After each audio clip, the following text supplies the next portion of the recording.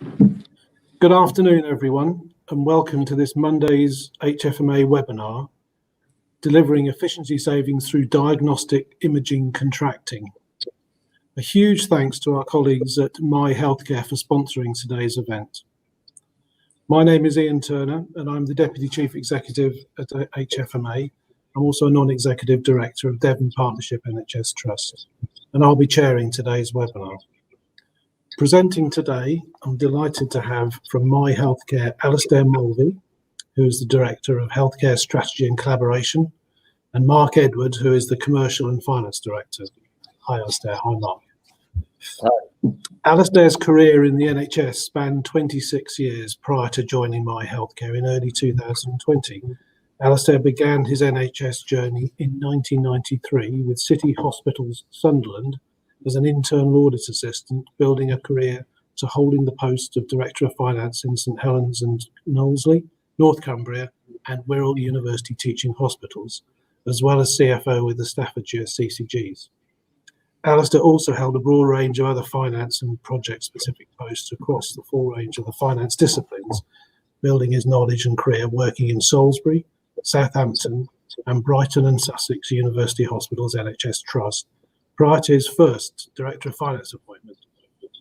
Alistair qualified with the ACCA in 1997, also completing his MBA in 2002. Alistair is specifically focused on improving the patient experience and outcomes by ensuring that the best value is secured for every taxpayer's pound. And through his work with My Healthcare, depth of NHS understanding and experience is bridging the gap in the diagnostic imaging maintenance arena between the private and public sectors to build great and enduring partnerships and collaborations. Mark's early career began with 8 years at KPMG, specialising in the financial sector clients and developing broad business skills across a range of disciplines. On moving to industry, Mark has specialised in service organisations in the B2B, business-to-business industry sectors, across renewable energy, payment solutions, and from 2017, healthcare. Mark is skilled at working with senior management teams to develop and deliver successful and measurable customer service outcomes. So the presentation will start in a minute. It will last for approximately 35 minutes, and we'll follow it with a question and answer session. We'd like the question and answer session to be as informative and lively as possible. And so please do pose your questions as they occur to you throughout the session, rather than waiting until the end. To ask the questions, if you just click on the Ask a Question button underneath the presentation screen, you'll be able to type your questions in there. I'll pick those up at the end of the session and then I'll pose them to our presenters. If your sound drops out during the session, simply please try refreshing your browser window. This usually fixes the problem. And finally, a recording of this webinar, which includes the audio and visuals, as well as the questions and answers session, will be available shortly after the webinar finishes. So we've also got a couple of polls that we'll be doing this afternoon. The first poll has just been sent out and will appear under your screen in the Vote tab. If you could take the time to answer this, as we'll be sending out another one shortly. So, without further delay, let's begin. Over to you, Alistair. Okay, thank you very much for that introduction, Ian, and a good afternoon to everybody. As Ian said, hopefully the first of the survey questions will have landed, and it'd be great if you could respond to these, and I can see some responses are already coming in as we speak. Just going to pop the slides up now, and we'll start to work through those. Okay, in terms of the elements that Mark and I will be covering off today, the focus will be on how My Healthcare can support organisations to deliver real cash savings of between 30 and 40% on diagnostic imaging maintenance contracts, both at pace and on a sustainable recurrent basis in these challenging service and financial times.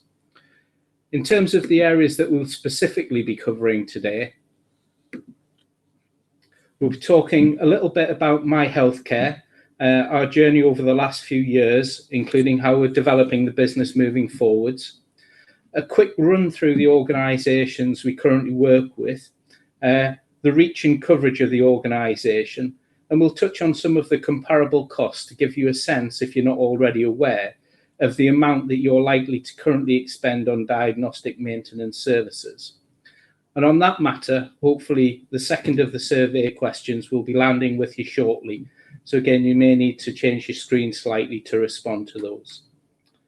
We'll also, importantly, introduce you to the My Guarantee contract concept. This is a mechanism sitting alongside our core contracts and allows trusts to access risk-free savings opportunities, whilst also offering the capped cost protection you would see from a traditional fully comprehensive contract. We'll then show how the My Guarantee approach has delivered significant and recurrent savings in a large NHS provider, and then we'll conclude in the traditional fashion with a brief summary, take any questions as Ian's highlighted, and discuss the next steps from our perspective. So without further ado, I'll hand over to Mark, and he can pick up the core of the presentation. Thanks, Alistair. Good afternoon to everyone, and thanks for taking the time out of your day to join our webinar. As Ian highlighted, my role at My Healthcare is as Commercial and Finance Director, and I have a background working in management teams within service organisations. We've set ourselves two main goals for this session today. So firstly, we want to raise the profile of My Healthcare. As a service provider, My Healthcare has been in your sector for 25 years. We have quietly and efficiently helped many NHS organisations improve patient outcomes over this period. We feel it's about time we let everyone who doesn't work with us know how strong our service proposition is. And secondly, we would like to provide you with enough information on our service and contract offerings that you feel compelled to arrange a further conversation with Alistair and myself to explore how we could work together. Okay, so let's go over to slide 3. So a little bit about My Healthcare. We are a vendor-neutral diagnostic imaging maintenance company, so quite a mouthful. This means we are qualified to look after all the main manufacturers of kit, GE, Siemens, Philips, etc. And in my simple speak, we have an experienced team of professionals that ensure your X-ray, ultrasound, and fluoroscopy equipment functions all of the time to allow you to provide the best care to your patients.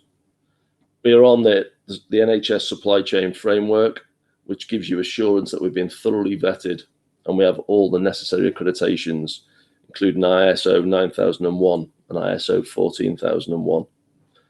Today, we are contracted to over 80 NHS organisations across England, Scotland and Wales, providing maintenance for over 500 models of equipment. Because we are vendor neutral, we're strategically set up to manage all of your diagnostic imaging maintenance needs. This allows your hospitals to reap the benefits of working with a single maintenance provider. Benefits that include reduced variation, as there will be one single point of contact, same-day response times, first-class loan equipment to maintain uptime, consistent processes and reporting, all helping your clinical teams and people to focus on what is really important for you, providing excellent patient care. To further set ourselves apart, My Healthcare has introduced to the industry a new way of providing maintenance that allows first-class service to be achieved at a lower cost.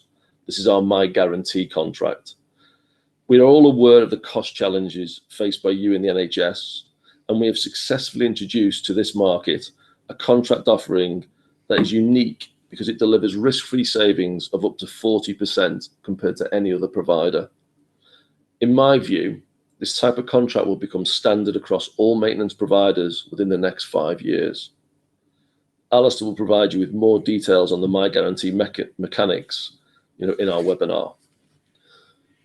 On a slightly different note, I can see that the polled views on uptime are back in.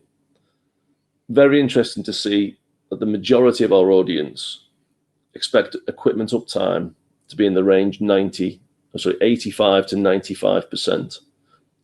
At My Healthcare, we achieve an uptime across our portfolio of 98%.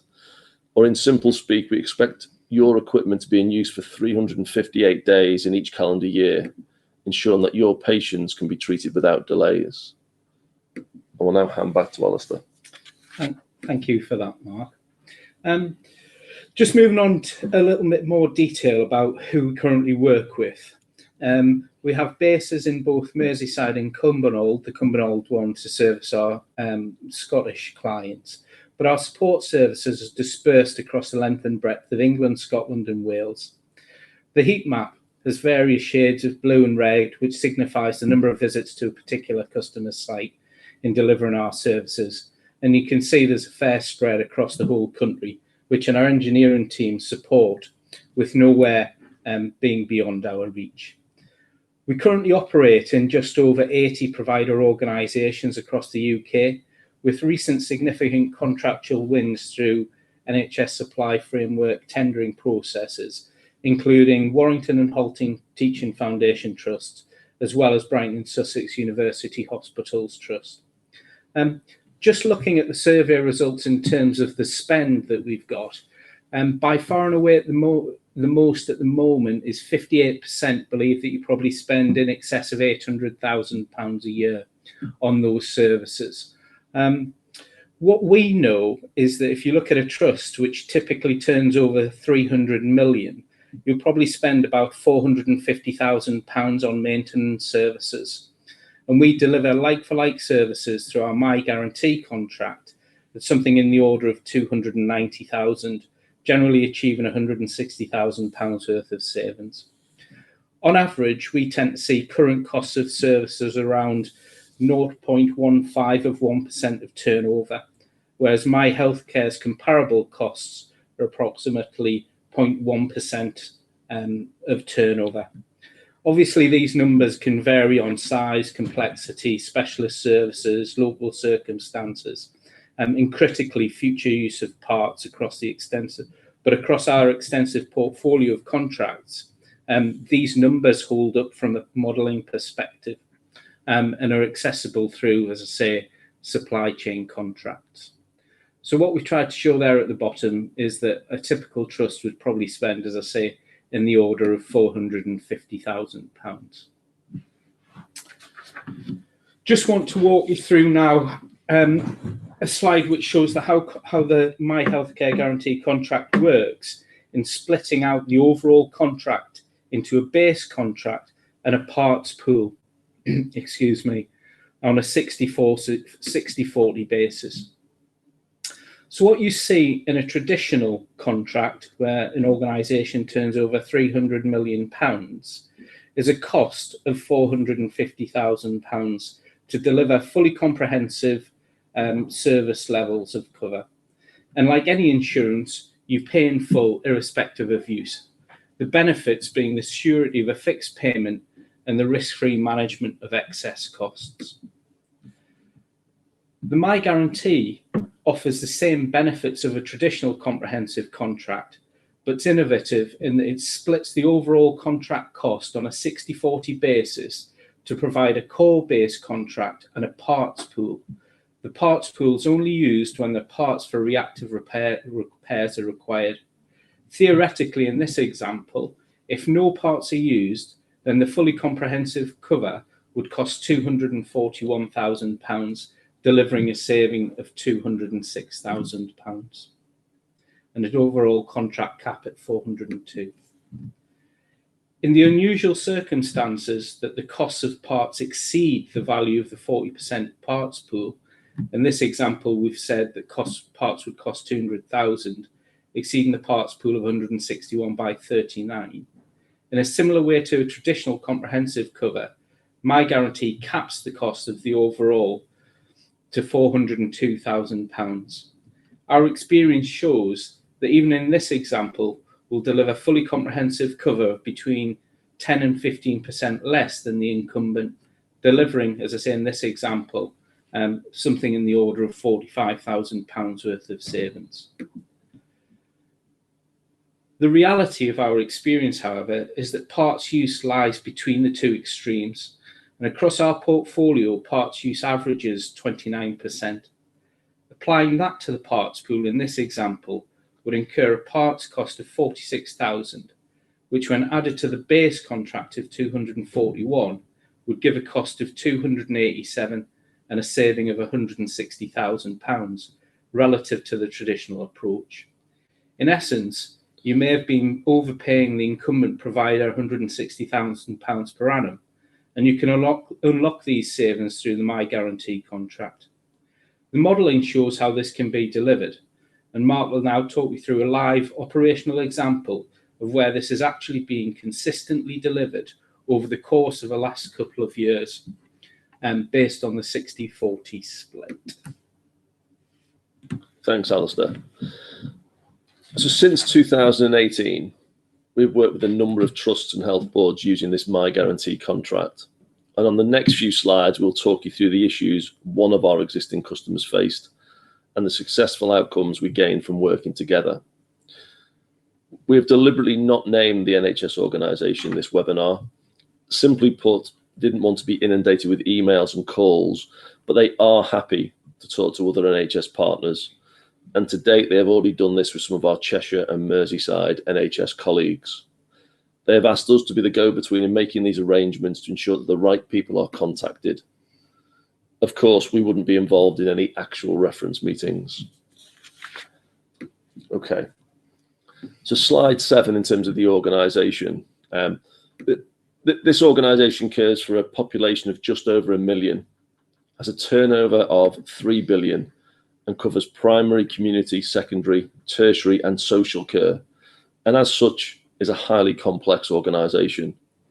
Within that complexity, it provides acute and community services from 35 hospital sites, dealing with scheduled and unscheduled care across a number of imaging departments, with a weighting towards a couple of main hospitals where the mainstay of the imaging equipment is used in support of quickly diagnosing patient issues and conditions. Working with such a complex organisation at scale has provided a great opportunity for us to really road test the My Guarantee approach and confidently model its service and financial impacts.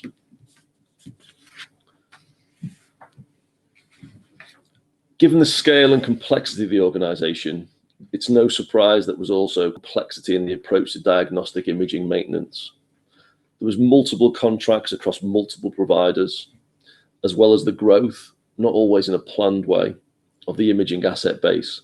For example, maternity units were receiving donations and buying an extra ultrasound machine now and then, so that over time, what was understood centrally from an asset perspective had sometimes drifted away from the reality.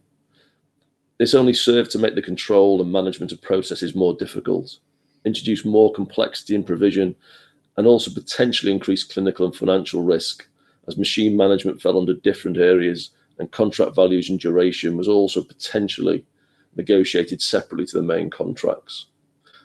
The upshot of all these issues was that downtime increased with complexity, time to fix machines was longer than it needed to be, and ultimately these issues impacted negatively on patient throughput and experience, as well as causing real issues around cancellations and rescheduling of patients into already busy imaging sessions.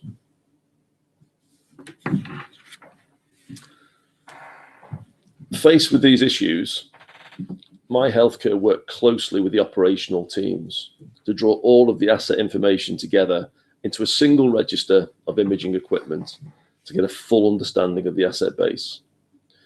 We provided a single point of contact for fault reporting and built great relationships between the operational leads, the service desk, and the engineers to ensure that the wheels were always turning and well-oiled to deliver the best levels of service for the departments. This cohesive approach improved the machine availability to 98% across the portfolio and reduced downtime, cancellations, and rescheduling in support of the patient journey, improving the experience, access times, and quick diagnosis of issues. These service improvements were in addition to the financial improvements which were delivered as soon as the revised contracts were in place, around about 12 weeks from the agreement to proceed with My Healthcare. Now, as well as the financial improvement and the reactive repair improvement, the management information highlighting PPM schedules was also well received. It allowed schedules to be adjusted by the departments as maintaining the equipment correctly not only minimised breakdowns, but also actively supported clinical governance, ensuring machines were calibrated correctly to provide reliable results. I will now let Alistair talk you through the actual cost savings under my guarantee. Yep, thanks for that, Mark. So obviously what we're trying to highlight is that in addition to some of the money that's saved, there's a whole range of minimisation of variation across the piece in terms of the operational delivery. Just building on the detail Mark's provided and referencing it back to the My Guarantee approach I previously walked everybody through, the position of the organisation we're working with was that their current costs were 500,000 across a range of suppliers. That's the bar to the left of the chart. My Healthcare provided the same comprehensive cover for a maximum cost of 435,000, immediately saving 65,000, 13% on a recurrent basis, and that's shown by the line point A. The £435,000 contract is then split into the base contract and the parts pool on a 60-40 basis, giving the base contract the minimum payment of 261,000 as depicted by line B, and creating a parts pool of 174,000. Against the parts pool, £50,000 worth of parts were used. All of these numbers are averaged over a 2-year period. And so the cost of the parts increased the actual cost of the contract from the base of 261 plus the 50 to an outturn of 311. And that's depicted by line C on the charts.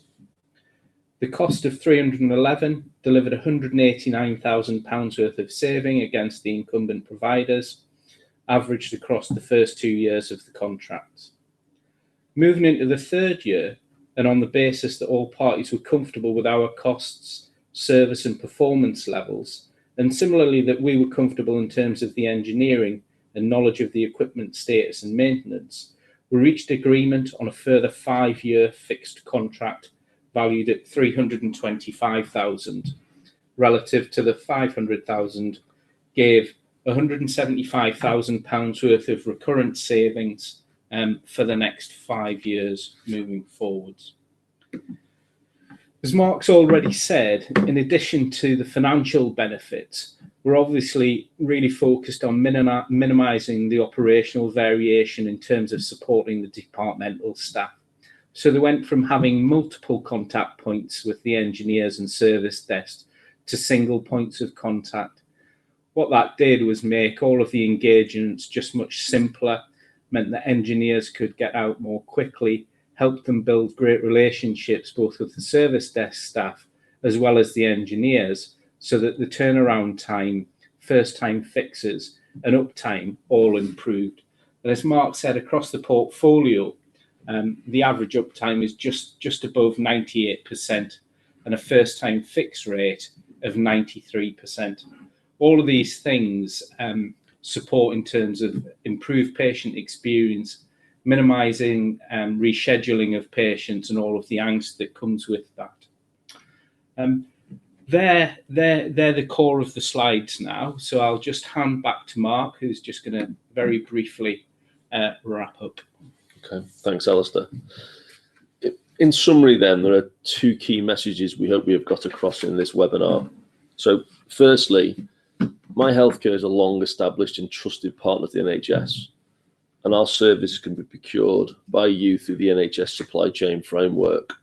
We're a multi-vendor service organisation with a team of dedicated professionals that delivers excellent service and is set up to minimise the variation and complexity within your organisations, allowing you to deliver excellent patient care and outcomes. Secondly, My Healthcare has introduced to your organisation the opportunity for significant cost savings. This is not a concept, and our case study provides this assurance. Our My Guarantee contract offering is unique, and its cost savings are risk-free. In many cases, you'll be paying more for your maintenance services than you need to. Our offering does not involve staff restructuring or significant process re-engineering, but simply a change in provider. And the real financial innovation is that you'll only be paying for parts you use. So at this particular point, thanks to everyone for sort of investing sort of 25 minutes out of your working day. I can see from the screen that we've received several audience questions, so I'll now hand across to our chair, Ian, to lead. Thanks very much, Mark and Alistair. Really succinct and interesting, and quite a lot of granularity in there as well, which is great. So we like numbers. So a really good presentation. Thanks very much. We will move on to the question and answers now. While we're doing that, there is a final poll, which is to complete, which should be under your screen. So if you're happy to complete that whilst we're doing the Q&A session, that would be absolutely fantastic. So I've got a few questions here, Alistair, Mark. The first one is just a general one. We're in unprecedented times. The last 9 months have been extraordinary. Has that had any impact? And is there anything that you've had to change or do things differently as a result of the impact of COVID-19? Yeah, so I'll pick up, and then obviously Mark can add on.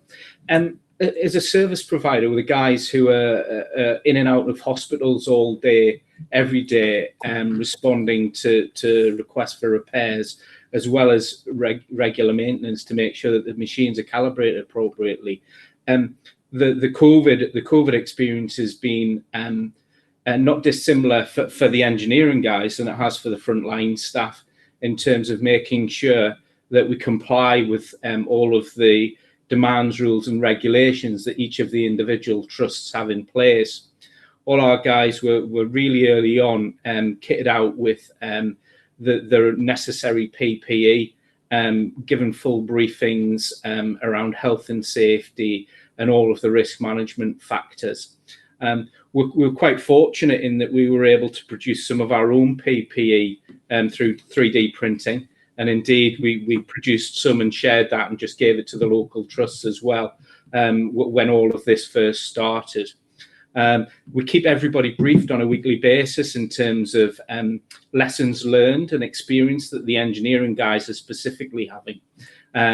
Lots of that's around the machines now 6 months in, not only need repairing, but also need to be maintained from a PPM perspective to make sure that they're compliant with all of the CQC and MHRA and all of those types of requirements. So a real difference for us. From an office-based perspective, Mark and I haven't seen each other very often, except for over the last week in prep for this. And I think that's probably been the same for everybody. But the guys working from home around the service desk have been absolutely chock-a-block.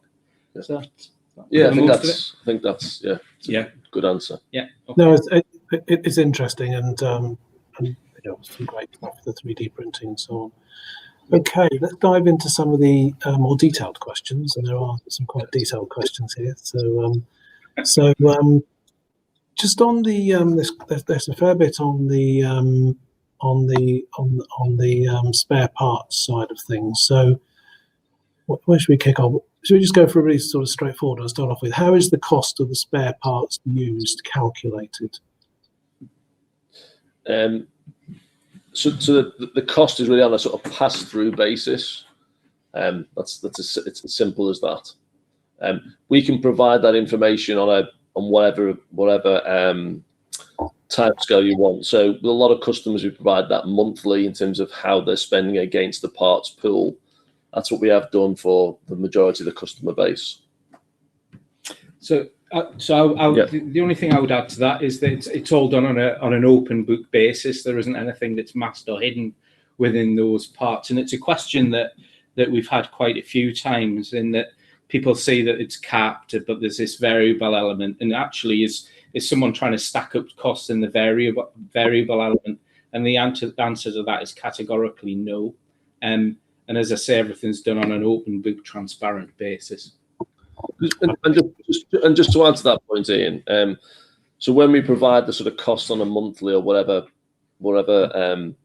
sort of timescale we prefer, every cost is linked to a break-fix visit we've had to come to. So the operational staff know what we've visited, know what we've exchanged, because there's dialogue between it. So everything's sort of detailed through. Yeah, and I think you picked up the cap point as well. So yeah. Yeah. Okay. Next question is: are the manufacturers you work with, are they provided OEM support to My Healthcare? Yes, they do. Yeah. So we work with all the OEMs, have good relationships with the Philips, GE, Siemens, right across the board. That's what we do in terms of being, in this sort of market for 25 years. We have certain contracts where we will subcontract to the OEM, depending on what it is. So we look after 500 makes and models. There will be some that we can't look after. We'll be upfront with you. If you want it to be a one-stop shop, we will manage that relationship. Okay, that's helpful. Okay, so double running costs. So if you are dealing with a new client, they've signed up to a fixed-term contract with an existing maintenance supplier, will there be any double running cost while transitioning to My Healthcare, or can you add equipment to their contract as the existing contracts run out? So I suppose it's that sort of interface and handover. Yeah, no, really good question, because practically speaking, the timing of the existing service contracts ending will be over it could be over an 18-month, 2-year period. So we will manage that with you. So effectively, depending on the cost to, let's say, get out of contracts, but let's put that to one side for a second. We would pick it up as and when the existing service contract runs out. So we can do it on a phased basis. So we could do it. I think what we've seen in recent tenders is that organisations who are looking at this might look at this over quite a period of time. So in the first instance, they'll have gone through all of their own information. They'll have tried to get all of their contracts lined up to a particular date. And let's say that's the 31st of March. And then further down the track, they'll be saying, right, we know it's all coming up. We've got it all into one place now. We know it's coming up in a period of time. We'll be able to go and have a package of equipment. And that's one approach that we've seen. The other approach, as Mark has seen, is that there's a core of kit that comes up that has an end date, and then there's a tail of equipment that over a period of time drifts across into the My Guarantee contract from other providers.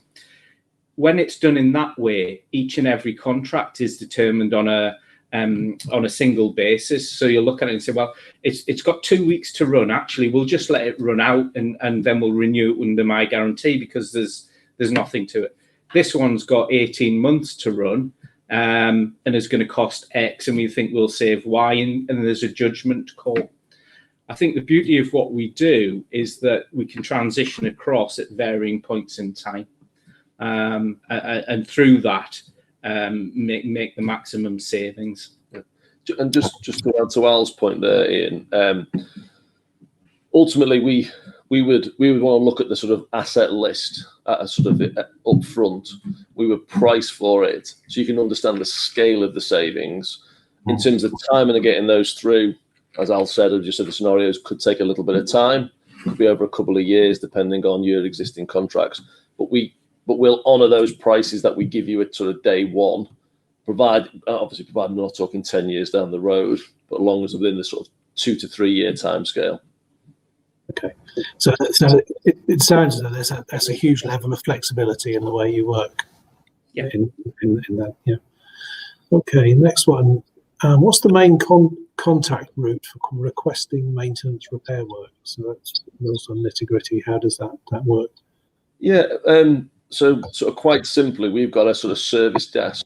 So really, anyone within the sort of the clinical side who've got a problem with the kit will ring through to a single number, and then we'll deal with it there from a service desk perspective in terms of understanding the problem and which engineer to send out to the kit required.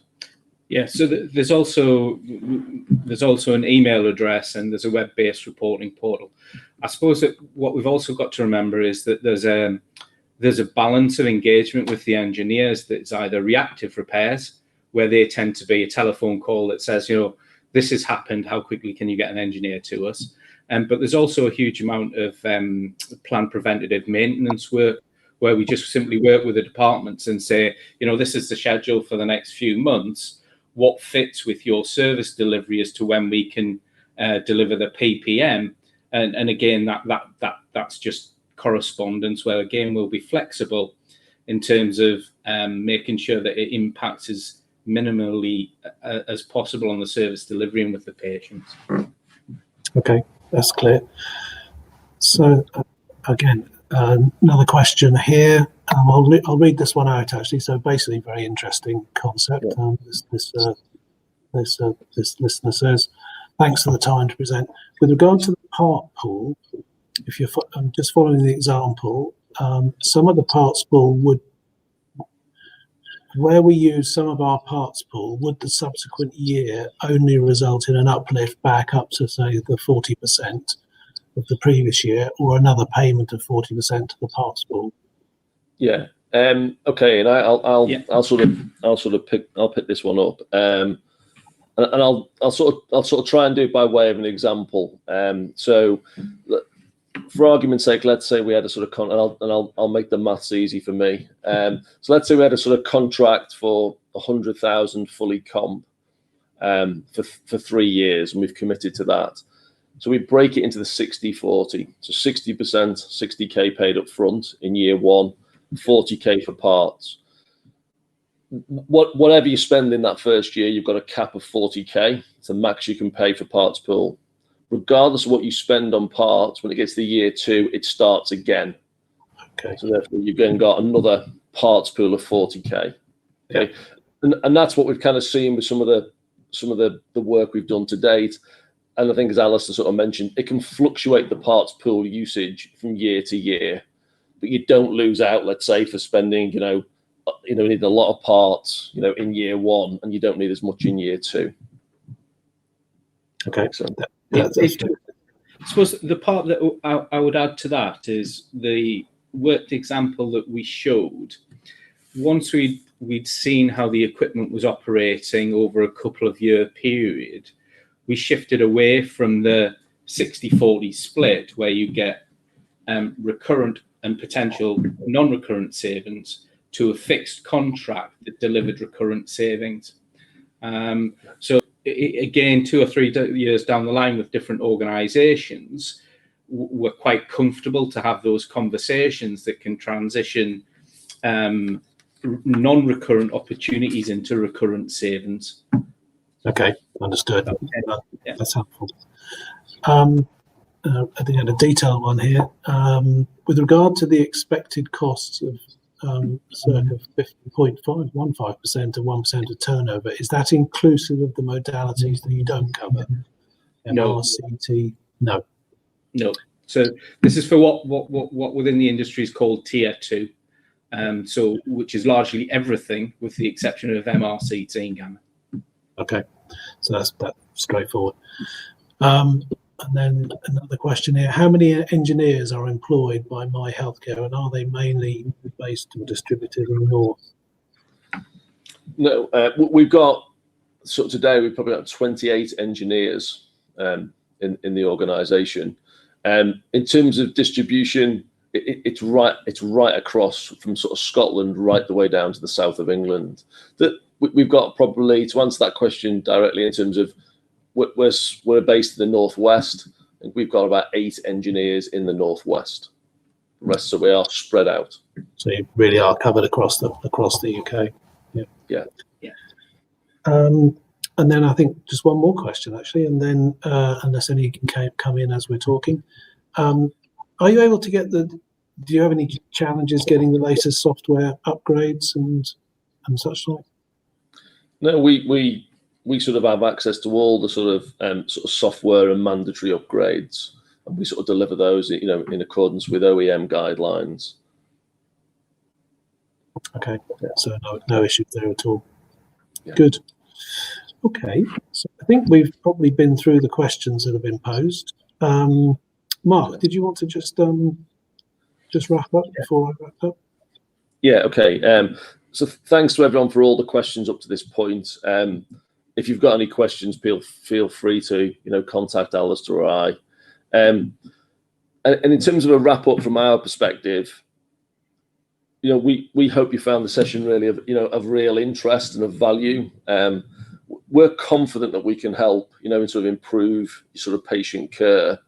And we hope that you'll sort of reach out for a conversation with Alistair and I, in terms of next steps and how we could work together. It just leaves me to say sort of thank you from Alistair and I for sort of taking the time out of the day. So thank you very much. Yeah, thanks for hosting the event and chairing it, Ian. Thanks to Steph as well, who sits with the HFMA in the background and has walked Mark and I through this experience, because this is the first webinar that we've delivered. So thank you very much to Steph for all her help as well. And thanks to everybody that's taking the time out of their days. Okay. Well, thank you very much. One other question has sneaked in, so I'm not going to let you go quite yet. So it's very straightforward. Northern Ireland, I talked about UK, maybe that was wrong. Yeah, we wouldn't rule it out, but today we don't have any engineers sort of based there. So that's the honest way of answering it. So I think that is the honest answer. I think what we would say is that we also we currently service kit in the various Scottish islands and highlands as well. So I think that depending on what the contracts were looking like, that wouldn't be beyond our reach to have a proper conversation. Often when you're doing them for those more remote parts, actually you can do it at scale, which means that you can have dedicated interfaces supported by backup. And as long as there's enough around the expectations of response times, it tends to work pretty well. So, yeah, that's great. So that's an honest answer. And if that listener was watcher was from Northern Ireland, you could have your first contract in Northern Ireland. Indeed. So, that's great. Thank you very much again. So that's it for us today. Thank you very much, everyone, for joining us.